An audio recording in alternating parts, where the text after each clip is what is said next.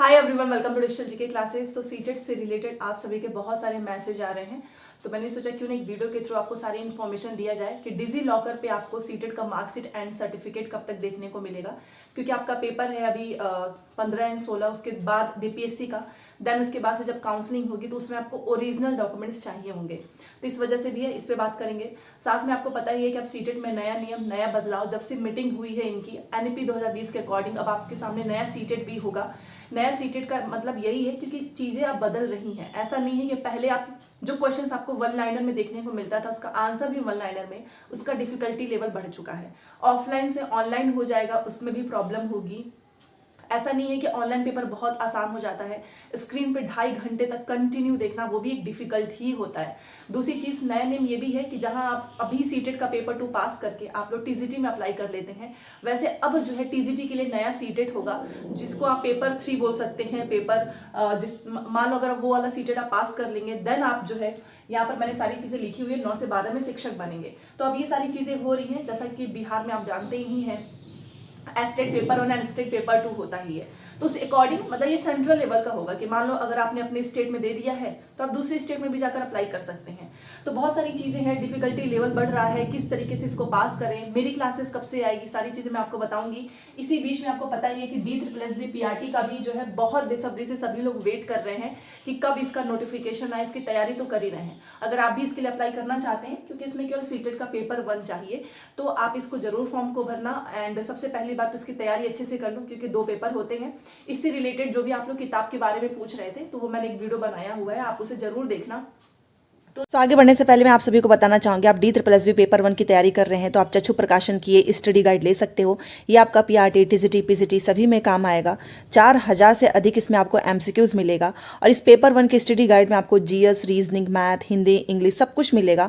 और ये किताब अपने आप में बेस्ट है, क्योंकि यहाँ पर हर एक टॉपिक के साथ आपको क्वेश्चन मिलेगा। फॉर एग्जाम्पल आप यहाँ पर देख सकते हो, ये इंडियन हिस्ट्री, इन्होंने इसको चार्ट एंड जो है पॉइंट वाइज सिंपल लैंग्वेज में बताया है, जहाँ से आप सब कुछ आसानी से समझ सकते हो और आपका D++ का पेपर 1 का जो है एग्जाम क्रैक हो जाएगा। इसका लिंक मैंने डिस्क्रिप्शन बॉक्स में दिया हुआ है, इस किताब को आप ले सकते हो। जैसा कि आप यहाँ पर देख सकते हो कि काफ़ी डिटेल में इन्होंने हर एक टॉपिक से related point wise and chart wise जो इस किताब को तैयार किया है, जो कि अपने आप में बेस्ट है और जिसकी मदद से जो है आपको आसानी होगी एग्जाम को क्रैक करने में। यहाँ पर आप देख सकते हो, ये आपका मौर्य साम्राज्य, आपका गुप्त वंश, पॉइंट वाइज में इन्होंने सब कुछ तैयार किया है। सो चक्षु प्रकाशन की study guide Hindi and English दोनों मीडियम में आती है। आप अपने अकॉर्डिंग कोई भी इसमें से सेलेक्ट कर सकते हैं और आपकी तैयारी काफी स्ट्रांग हो जाएगी। तो देखो, सबसे पहले यहाँ पर एक चीज मैं आपको बता देती हूँ कि कहीं ना कहीं देखो तो बीएड और डीएलएड के लिए एक तरीके से जो आने वाला सीटेट है, वो एक तरीके से अंतिम मौका भी हो सकता है। अंतिम मौका का मतलब ये कि आपको भर्तियां ज्यादा देखने को मिलेगी, क्योंकि आप सोचो 24 में लोकसभा का चुनाव है, वैकेंसीज आएंगी, ज्यादा आएंगी ना। इसके बाद से तो बहुत ही कम गिनती की वैकेंसीज जो देखने को ही नहीं मिलता है। यूपी का तो हाल देख ही रहे हो, बिहार में भी वैकेंसीज की संख्या बढ़ेगी तो है नहीं, कम होगी। तो एक तरीके से आप ये सोचो कि जिसका सीटेट इस बार हो चुका है पास, उनके पास अपॉर्चुनिटी है। मान लो उनका हो जाता है सिलेक्शन, कोई 6 to 8 में जाना चाहता है, एक और उनको मौका मिलेगा अच्छा खासा, जो कि आपको पता है बिहार में देखने को मिलेगा। आप खुद सोचिए, केंद्रीय विद्यालय की वैकेंसीज अभी तक एक ही हुई है, अभी आगे पता नहीं कब होगा।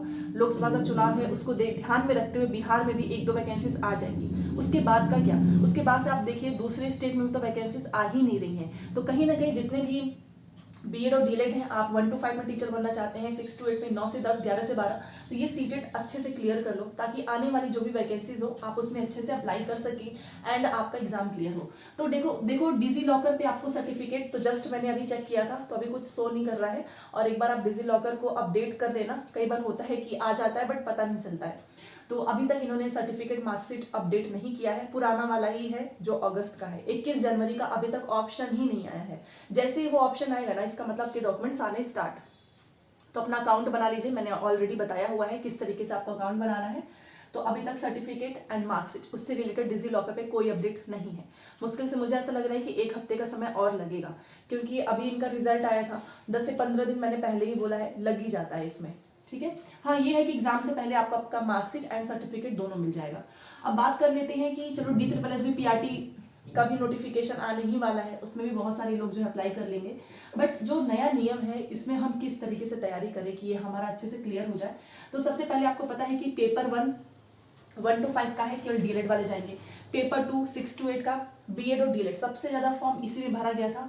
और आप खुद सोचो, सीटेट का पेपर 2 17 लाख में से 1 से 2 लाख के आसपास लोग पास हुए थे, और इनका पेपर इतना ये लोग टफ रखते हैं कि आपका टाइम मैनेजमेंट नहीं हो पाता है। पेपर ना क्लियर होने का रीज़न ये भी तो है, अगर अच्छा खासा समय मिल जाए तो आराम से इंसान कर सकता है, बट इसमें क्वेश्चंस इतने लेंदी प्लस समय कम पड़ जाता है। कुछ क्वेश्चंस तो देखा भी नहीं जाता है, तुरंत बस ऐसे अपने मन से रैंडमली कोई भी गोले भर दो। जब ये ऑनलाइन होने लगेगा तो ये प्रोसेस और भी डिफिकल्ट हो सकता है, क्योंकि बहुत सारे लोग ऑनलाइन जो है पेपर देने में भी डरते हैं।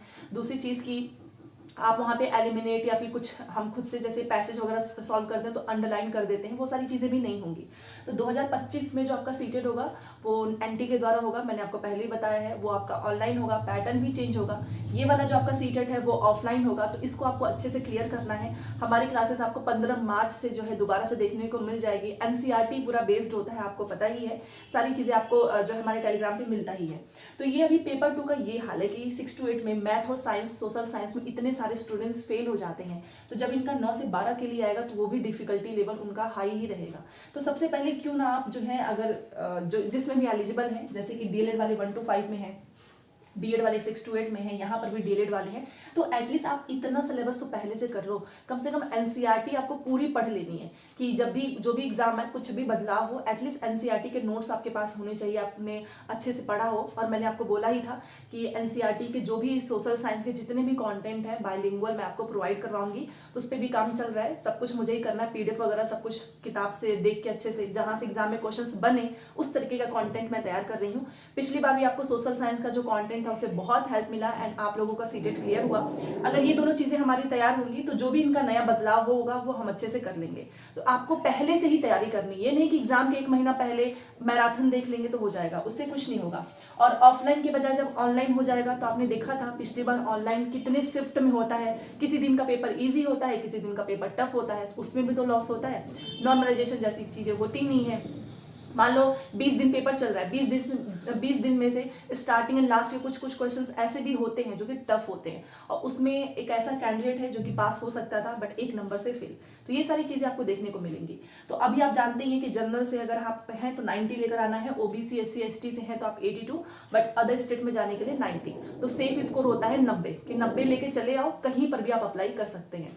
तो तैयारी कैसे करना है वो तो मैं आपको बताती ही रहूंगी, बट अभी के लिए आपको बस इतना याद रखना है कि नया नियम आएगा, पेपर अलग से दूसरा पेपर होने वाला है 9 से 12 के लिए। तो इसमें अगर आप पास कर लेंगे तो आप टीजीटी पीजीटी के लिए अप्लाई कर पाएंगे। देन इनके रूल्स भी चेंज हो जाएंगे। अभी ऐसा है कि 6 to 8 टीजीटी के लिए भी पेपर 2 चल रहा है, बाद में ऐसा नहीं होगा, तो समय रहते आपको तैयारी कर लेनी है। और सीटेट अगस्त में है तो जुलाई से जून से आपको सारी चीज़ें पता चल जाएंगी। तो 15 मार्च से हमारी क्लासेस स्टार्ट हो जाएंगी। उसके बाद से जो भी ये चेंजेस होगा हम लोग अच्छे से उसके साथ जो है मैनेज कर लेंगे, क्योंकि पहले से हमारी पढ़ाई चल रही होगी। आपको अभी क्या करना है, सबसे पहले जितने भी सीटेट ने पेपर कराए हैं एटलीस्ट प्रीवियस क्वेश्चन को देखिए, पैटर्न को समझिए कि किस तरीके से क्वेश्चन पूछा है, कितने बदलाव हुए हैं अभी तक, क्योंकि टाइम मैनेजमेंट करना एक बहुत बड़ा रोल होता है सीटेट को क्लियर करने के लिए। अगर आपका टाइम मैनेज नहीं हो पा रहा है तो सीटेट नहीं हो पाता है क्लियर। बहुत लेंदी क्वेश्चंस आते हैं, और वो टाइम मैनेजमेंट आपको कोई टीचर या कहीं से क्लास देख के नहीं आएगा, वो खुद से प्रैक्टिस करनी होगी। तो एटलीस्ट अभी आप एक प्रीवियस क्वेश्चंस की प्रैक्टिस करें, और जो अभी फिलहाल में जो एग्जाम हुआ है उसको देखें, और उससे आपको समझ में आएगा कि आने वाला सीटेट किस तरीके से हो सकता है। ठीक है, तो चलिए ये सारी चीज़ें मैंने आपको बता दी हैं। कोई भी डाउट होगा तो बताना। बीपीएससी तैयारी की 5 बजे क्लास है, अगर आपने भरा होगा तो 5 बजे जुड़े, और पीडीएफ मैं टेलीग्राम पे भेज दूंगी। मिलते हैं नेक्स्ट क्लास में। Thanks for watching.